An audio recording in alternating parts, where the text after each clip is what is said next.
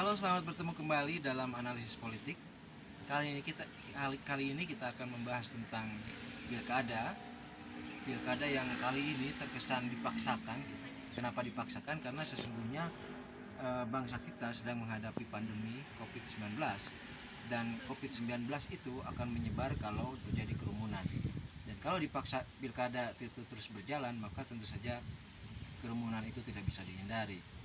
Jadi ada beberapa kerawanan kalau pilkada itu terus dijalankan, dan memang pasti dijalankan, dan akan dilakukan pemungutan suaranya bulan depan, bulan Desember.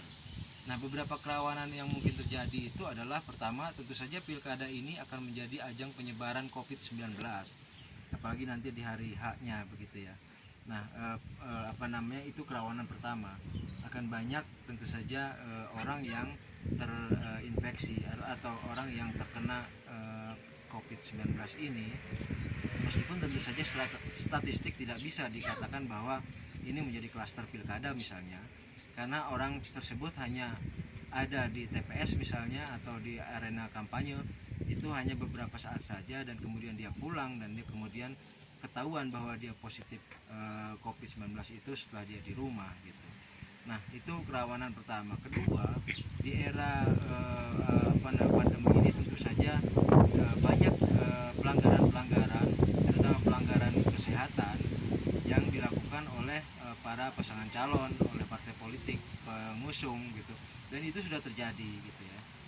Itu sudah terjadi, sudah terbukti banyak sekali pelanggaran, dan sayangnya pelanggaran tersebut tidak ada yang dikenai sanksi yang menjerakan.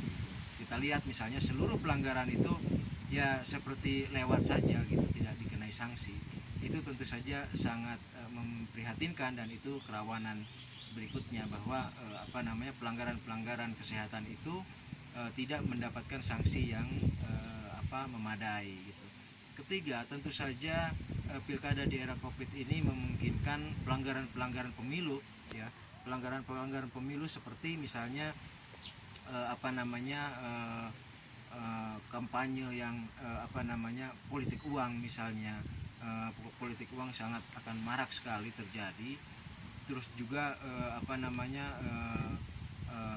berbagai kerawanan lainnya ya, kerawanan lainnya seperti misalnya pelaporan dana kampanye yang dibuat formalistis begitu, tidak sesuai dengan fakta, dan itu tentu saja sangat merugikan dan memunculkan ketidakadilan di dalam pemilu gitu. Kemudian banyak pelanggaran lainnya, pelanggaran di TPS ya, bagaimana ada kemungkinan intimidasi, ada kemungkinan pengaruh, pemaksaan, itu kemungkinan itu ada. Dan di era pandemi di mana orang sedikit berinteraksi, tentu saja kerawanan berupa intimidasi, berupa pemaksaan itu bisa terjadi tanpa diketahui oleh yang lain. Jadi pilkada di era pandemi ini banyak sekali kerawanannya.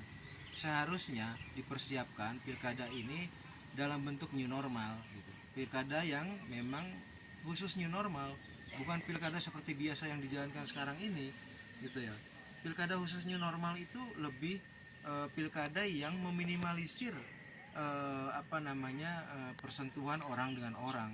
Sekarang ini kita lihat tidak ada upaya itu. Bagaimana meminimalisirnya adalah dengan memperbanyak unsur elektronik dalam pilkada gitu ya. Kampanye secara elektronik, kemudian pendaftaran pemilih juga secara elektronik, kemudian hari H pemungutan suara secara elektronik, dan rekapitulasi secara elektronik gitu. Jadi penyelenggara dan pemerintah itu tidak mempersiapkan pemilu new normal gitu. Padahal kondisinya kondisi new normal. Itu kondisi seperti ini membuat pilkada itu jauh lebih rawan dari biasanya gitu. Dan kita khawatir bahwa dampak akhirnya adalah kualitas pilkada yang buruk, kualitas pilkada yang tidak demokratis. Kenapa? Karena dalam kondisi new normal tentu saja banyak kekurangan, terutama dalam pengawasan ya.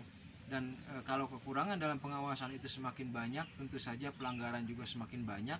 Apalagi sudah terbukti bahwa pelanggaran kampanye misalnya atau pelanggaran kerumunan itu tidak ditindak tegas, ya akhirnya pelanggaran-pelanggaran itu akan menjadi terbiasa dan kemudian pelanggaran itu menjadi cara rasional untuk menang.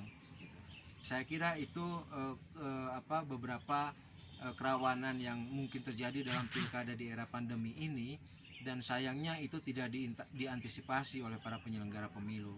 Jadi saya kira kita patut agak pesimis ya dengan pilkada kali ini, bahwa pilkada kali ini hanya akan memunculkan berbagai pelanggaran, baik itu pelanggaran kesehatan atau pelanggaran pemilu, dan kemudian pelanggaran-pelanggaran itu tidak tidak diberi sanksi, yang akhirnya pelanggaran yang tidak diberi sanksi itu akan memunculkan pemimpin terpilih yang tidak berintegritas, yang tidak bermoral.